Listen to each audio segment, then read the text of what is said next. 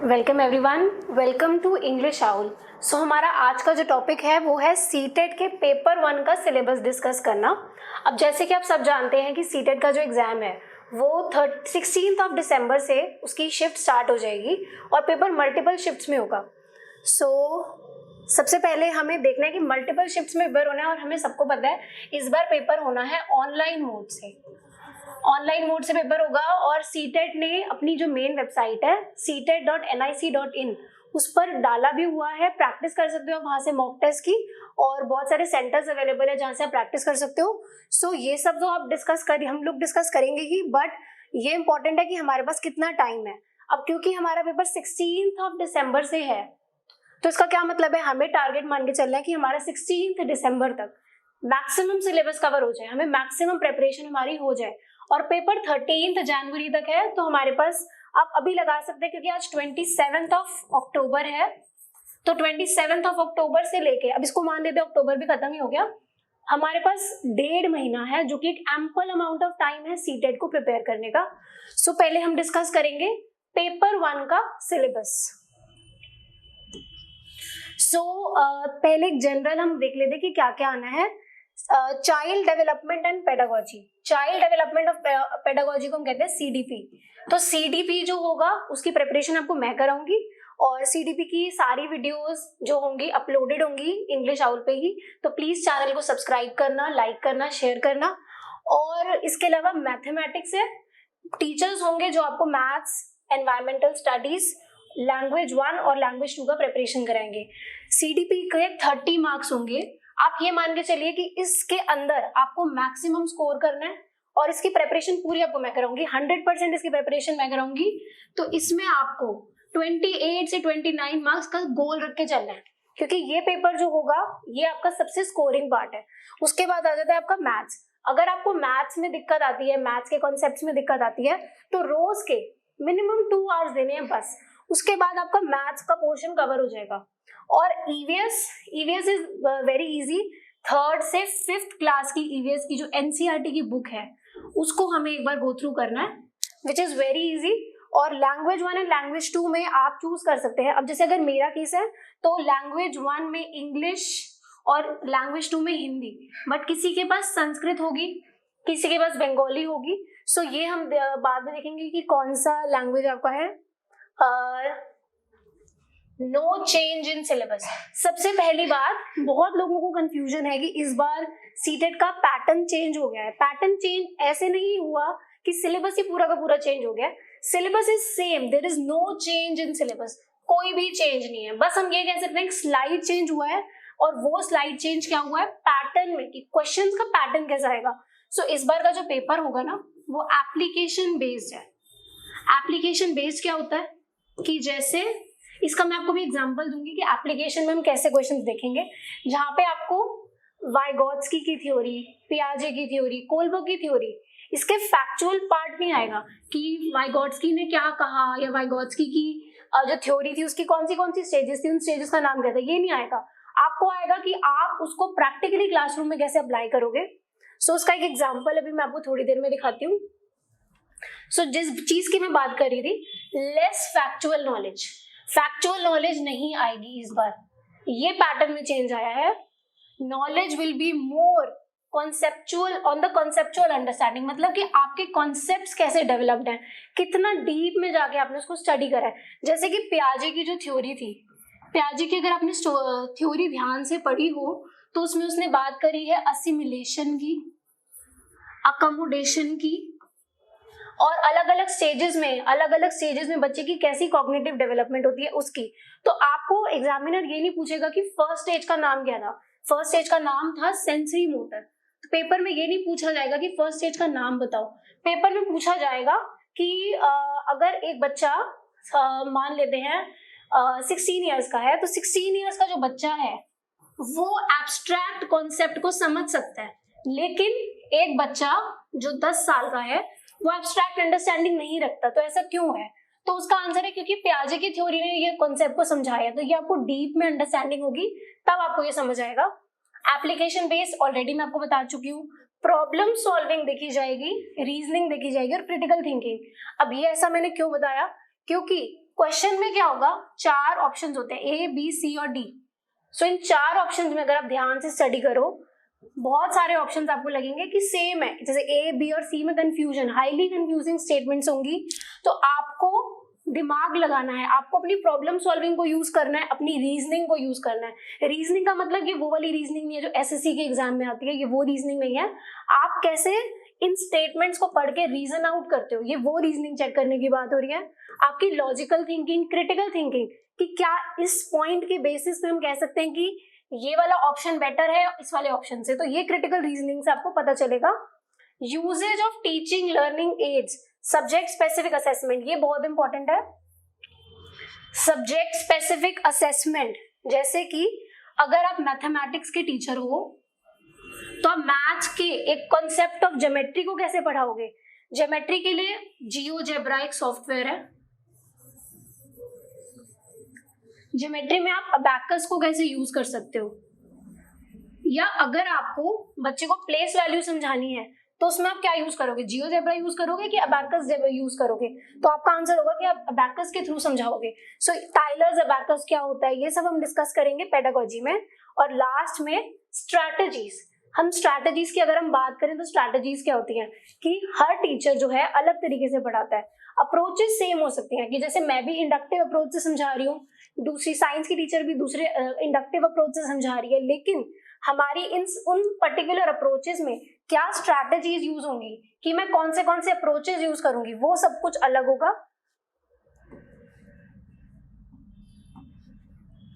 Now मैं आपको जो कह रही थी एग्जाम्पल, तो सीटेट में, सीटेट की जो वेबसाइट है ctet.nic.in, आप इस वेबसाइट को अगर खोलेंगे तो उसमें आपको सीटेट में मिलेगा एग्जाम्पलर का ऑप्शन। अगर आप खोलोगे तो उसमें आपको आइडिया लगेगा कि सीटेट ने इस बार क्या पैटर्न चेंज करा है। तो एक क्वेश्चन इन्होंने दिया, question number 1, during a task Saina is talking to herself about the ways she can proceed on the task according to Lev Vygotsky ideas on language and thought, the kind of private speech is a sign of।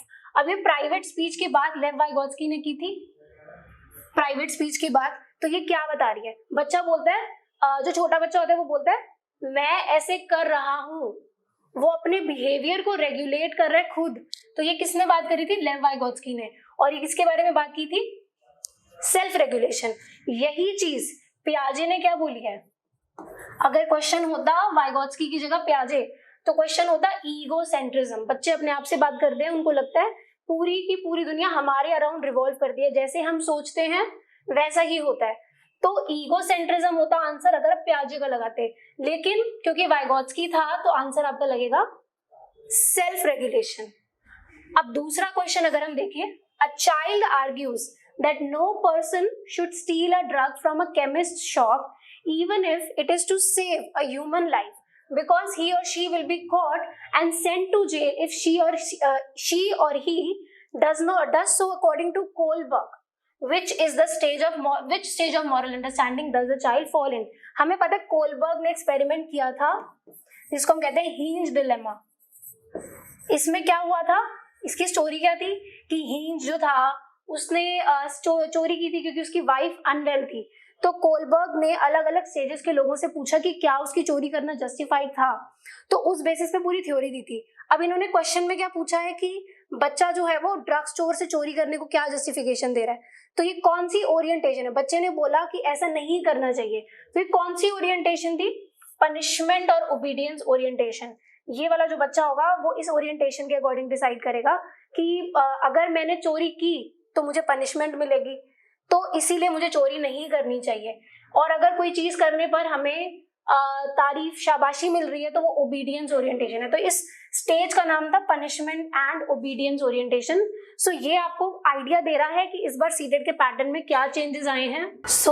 जो CTET की जो syllabus है detail में उसको अब हम discuss करने वाले हैं। सीटेट की जो वेबसाइट है ctet.nic.in, अगर आप इसको खोलोगे तो वहां पर इंफॉर्मेशन बुलेटिन में अगर हम जाएंगे, सीटेट की वेबसाइट ऐसे आपके सामने खुलेगी। सीटेट की वेबसाइट में इंफॉर्मेशन बुलेटिन नाम का आपको एक ऑप्शन मिलेगा, इसको खोलना और आपको डायरेक्ट पेज नंबर 17 पे पूरा का पूरा सिलेबस दिख जाएगा। पेपर 1 की अगर हम बात करें तो पेपर 1 जो है वो है क्लासेस 1 to 5 की स्टेज के लिए। तो इसके अंदर सीडीपी में 10 मार्क्स के 15 मार्क्स के जो क्वेश्चंस होंगे वो होंगे डेवलपमेंट के। डेवलपमेंट जैसे आप जानते हैं कि फर्स्ट स्टेज ऑफ डेवलपमेंट, फिर उसके बाद कैसे कैसे ग्रोथ होती है, डेवलपमेंट होता है फिजिकल, कॉग्निटिव, कैसे डेवलपमेंट्स होती हैं, principles of growth and development, पियाजे, कोलबर्ग, वाइगोत्स्की, और उसके बाद मल्टीपल डायमेंशंस ऑफ इंटेलिजेंस। ये बहुत इंपॉर्टेंट है। इसके भी हमारे को पुराने थ्योरीज पे ज्यादा फोकस नहीं डालना, नए थ्योरीज पे, जैसे कि गार्डनर की थ्योरी है, थ्योरी ऑफ मल्टीपल इंटेलिजेंस, ऐसी थ्योरीज पर हमें फोकस करना है इस बार। जेंडर का कॉन्सेप्ट बहुत ज्यादा इंपॉर्टेंट है। जेंडर जो होगा उस पर हमें ज्यादा फोकस करना है इस बार, क्योंकि सीटेट का जो पैटर्न चेंज हुआ है उसके अकॉर्डिंग हमें पुराने कॉन्सेप्ट्स नहीं नए कॉन्सेप्ट्स पर फोकस करना है। तो जेंडर एक कॉन्सेप्ट हो गया, और फॉर्मुलेटिंग असेसमेंट के ऊपर, कंटिन्यूअस असेसमेंट सीसीई का जो सिस्टम है उस पर आ जाएंगे क्वेश्चंस। और concept of inclusive education. Inclusive education आप सबको पता है कि बहुत इंपॉर्टेंट कॉन्सेप्ट है, बीएड में आपने पढ़ा होगा या डीएलएड में आपने पढ़ा होगा। तो addressing the needs of diverse backgrounds. अब आप देखिए इसको, addressing the needs of the learners from diverse backgrounds. इसका मतलब क्या हुआ, हमें ये नहीं पढ़ना कि अलग अलग कैटेगरीज के बच्चे कौन से होते हैं, कि कौन बच्चे होते हैं जो बहुत इंटेलिजेंट होते हैं, कौन से अलग अलग तरह के बच्चे, या डिसलेक्सिया क्या होता है, डिसग्राफिया क्या होता है, हमें ये सब इतना डिटेल में नहीं पढ़ना। हमें पढ़ना है हमें उनको एड्रेस कैसे करना है, कि अगर आपकी क्लास में एक बच्चा है जिसको डिसलेक्सिया है तो आप उसको कैसे एक इंक्लूसिव सेटअप में पढ़ा सकते हो। और इसके आगे लर्निंग एंड पेडागोजी आ गया। लर्निंग एंड पेडागोजी में 10 मार्क्स का होगा ये वाला सेक्शन भी। इसके अंदर की इमोशंस और कॉग्निशन, इस बार इमोशंस वाला कॉन्सेप्ट जो है उस पर ज्यादा फोकस करेंगे, क्योंकि इमोशंस पर अभी भी बहुत स्टडीज चल रही हैं। कॉग्निशन आईक्यू से ज्यादा ईक्यू पे ज्यादा फोकस किया जा रहा है, कि इंडिविजुअल का आजकल आज की डेट में एक इंसान का ईक्यू ज्यादा मैटर करता है और आईक्यू कम करता है। और मोटिवेशन एंड लर्निंग, कैसे मोटिवेशन क्लासरूम एनवायरनमेंट में इंपॉर्टेंट होता है, बच्चों के लिए मोटिवेशन कितना इंपॉर्टेंट है, ये इंपॉर्टेंट है। ये इंपॉर्टेंट कॉन्सेप्ट है हम इस बार जो डिस्कस करने वाले हैं सीडीपी में। सीडीपी के बाद आती है हमारी लैंग्वेज 1। अगर आपकी लैंग्वेज 1 इंग्लिश है तो इंग्लिश में क्या आएगा, अनसीन पैसेज। उसी अनसीन पैसेज का ही, जिसको हम प्रोज कहते हैं, उसमें से आपको मिल सकते हैं ग्रामर से रिलेटेड क्वेश्चंस, या आपको फोनेटिक्स में से कुछ क्वेश्चंस आ सकते हैं, जिसको हम डिस्कस करेंगे आगे। और इसके बाद पेडागोजी ऑफ लैंग्वेज डेवलपमेंट में, अब देखिए पेडागोजी जो होगा, कोई भी लैंग्वेज हो, हिंदी हो, इंग्लिश हो, पंजाबी हो, बंगाली हो, पेडागोजी हमेशा सेम रहती है। पेडागोजी का कॉन्सेप्ट सेम रहेगा। तो सबसे पहला टॉपिक है लर्निंग एंड एक्विजिशन। तो लर्निंग कैसे होती है और लर्निंग और एक्विजिशन में क्या फर्क होता है। Role of listening and speaking हमने पढ़ा है, LSRW। LSRW का क्या रोल है, कैसे उनका डेवलपमेंट होता है। Challenges of teaching language in diverse classroom, ये अगेन इंक्लूसिव का ही पार्ट हो गया, कि एक डाइवर्स क्लासरूम में जहाँ पर अलग अलग भाषाओं के बच्चे होते हैं, उनको कैसे आप भाषा सिखाओगे और कैसे आप उसको एक रिसोर्स की तरह यूज कर सकते हो। रेमिडियल टीचिंग, रेमिडियल टीचिंग क्या होता है, और डायग्नोस्टिक टेस्ट के बाद कैसे रेमिडियल टीचिंग की जाती है, इसके ऊपर क्वेश्चंस आते हैं। लैंग्वेज 2 सेम, अगर आपकी लैंग्वेज 2 हिंदी है तो अगेन एक अनसीन पैसेज होगा, उसी के बेस पर ग्रामर के क्वेश्चंस। तो ये ऑलरेडी डिस्कस कर चुकी हूँ मैं सारी चीजें, ये सारा सेम रिपीटेड होगा लैंग्वेज 2 में भी। अगला कॉन्सेप्ट आ जाता है मैथ्स।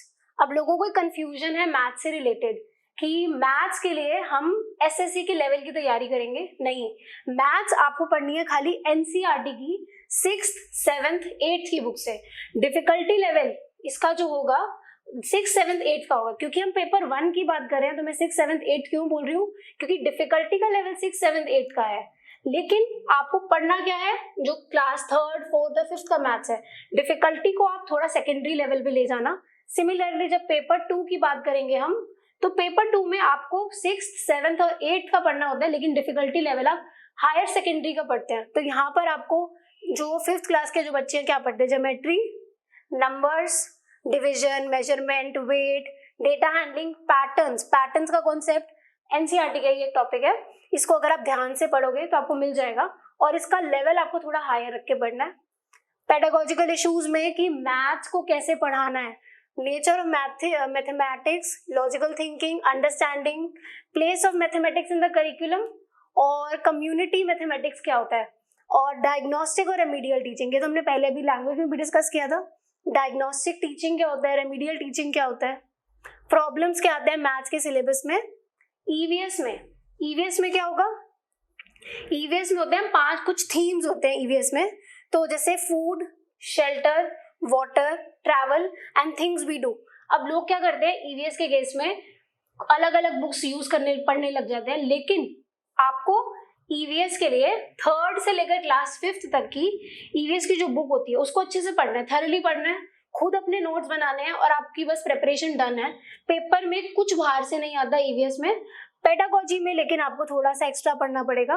पेडागोजी के लिए कहाँ से पढ़ना है, कैसे पढ़ना है, नोट्स आपको अवेलेबल करा दिए जाएंगे और आपको गाइडेंस पूरी प्रोवाइड करी जाएगी कि पेडागोजी के लिए क्या करना है।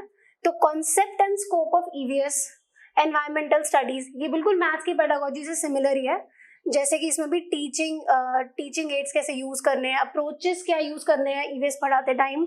और अगर ईवीएस की आप बुक को देखोगे एनसीईआरटी की, तो नीचे ही उसके नीचे लिखा होता है कि कैसे ईवीएस को पढ़ाना है, कि जैसे टीचर इस एक्टिविटी को कैसे करा सकती है, ईवीएस का ये कॉन्सेप्ट कैसे पढ़ा सकते हैं, किस तरह से पढ़ा सकते हैं। वहां से आपको आइडिया लग जाएगा कि किस तरह के टीचिंग एड्स को कहाँ यूज कर सकते हैं। तो ईवीएस की बुक को बहुत ध्यान से पढ़ना है। बस पेपर 1 का यही तक था। सो ये था हमारा सीटेट पेपर 1 का सिलेबस। तो होपफुली नेक्स्ट वीडियो में हम लोग डिस्कस करेंगे पेपर 2 का सिलेबस और सीडीपी के कुछ इंपॉर्टेंट टॉपिक्स डिस्कस करेंगे।